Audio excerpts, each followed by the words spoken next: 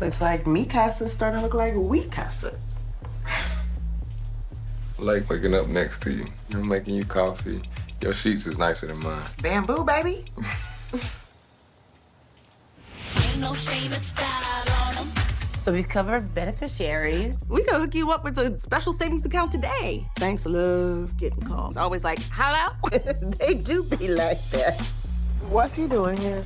Now, I don't usually fight my brothers, but I will if necessary. I work hard for this, so many late nights. That living large is it, still the late nights. But now it's date night, syrup and stage mic. I'm a rich bitch. I'm a rich bitch. I got hella coins on my wristlet. Yo, bars weak, but the bank account busting. That's right. I'm gon' shine on it. I'm gon' shine on it.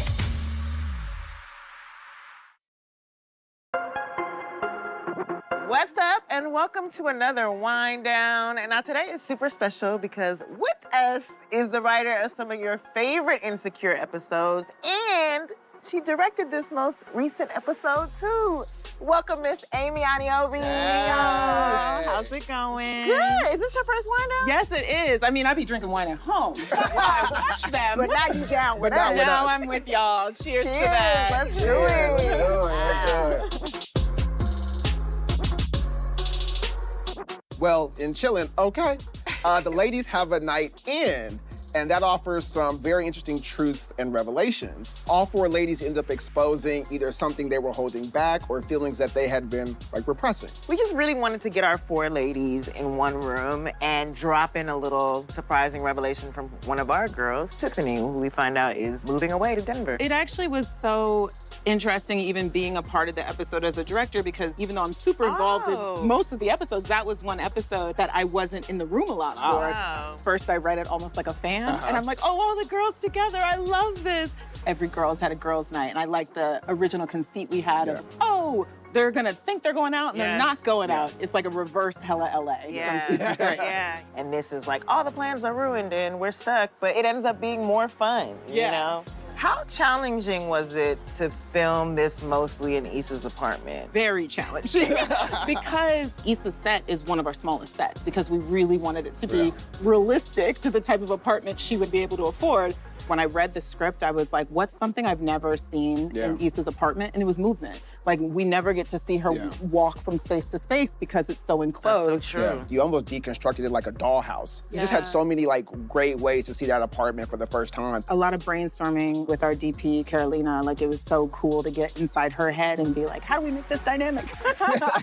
You're one of the few people that have been with us from season 1 to season 5. From a directing standpoint, what was the biggest surprise or challenge to you? Obviously, I was terrified, taking on something that was so dear to me. Right. But I was like, there are too many people here for you to, break the show.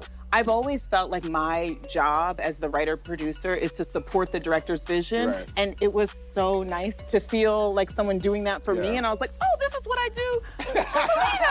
I'm like, I hope she likes it. 'Cause I'm like, I like this. So in this episode, the core 4 are making decisions for them and their family. So how different are these women than we got to know in season 1?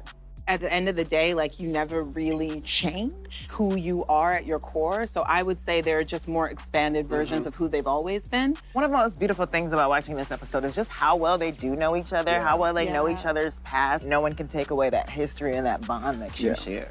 There's a great moment, I think, when Issa and the Lawrence thing with Molly comes up. In previous seasons, Issa might have still called him back anyway. Issa listening to Molly was a real sign of growth for these two women and their friendship specifically. And it's good advice. It is good advice. Time, you know, I think that as friends, you can kind of hype each other up sometimes. Like, yeah, girl, go with your gut. Do it, whatever's in the moment. And it's just like you're watching friends who care about each other. Another special part of this bottle episode is we're watching Lawrence and Condola. Their relationship has progressed a lot, but do we think that it's tricky to co-parent with an ex without having a romance?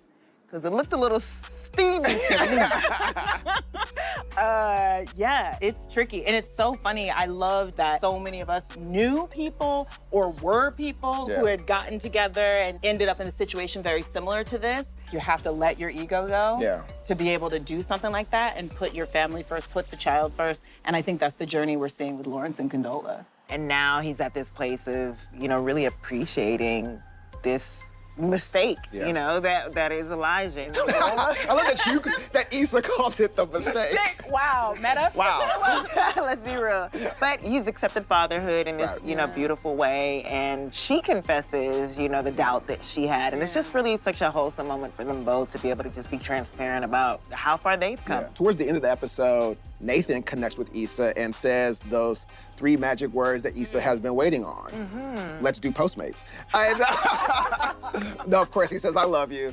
But how do you think their relationship finally got to this point? I think Nathan and Issa have always had love for each other, but like to put stakes on it under her expectations, under her timing, I think was unfair. To me, it's less the I love you and more when he said, I always have. And it's one of those things where it's like, shit, get off the pot. You gotta say it if you feel it. And I love the progression of their fight in the previous episode where he's like, you know how I feel about you. Yeah. And now in this episode, it's like, it's always been there, but it kind of scared him. So how do you guys maintain close bonds with your friend group as everyone continues to evolve in their own lives? It's so hard. As life progresses and your priorities change, it's about like remembering the bonds that I have with people and having a moment for us to connect as much as possible. This is what adulthood is. It's making time even though your lives are changing. Yeah. So thank you for joining us tonight, and we can't wait to see you next time after episode 8. Bye, y'all. Bye. Bye. Thanks for having me, y'all. Thank you for coming, girl.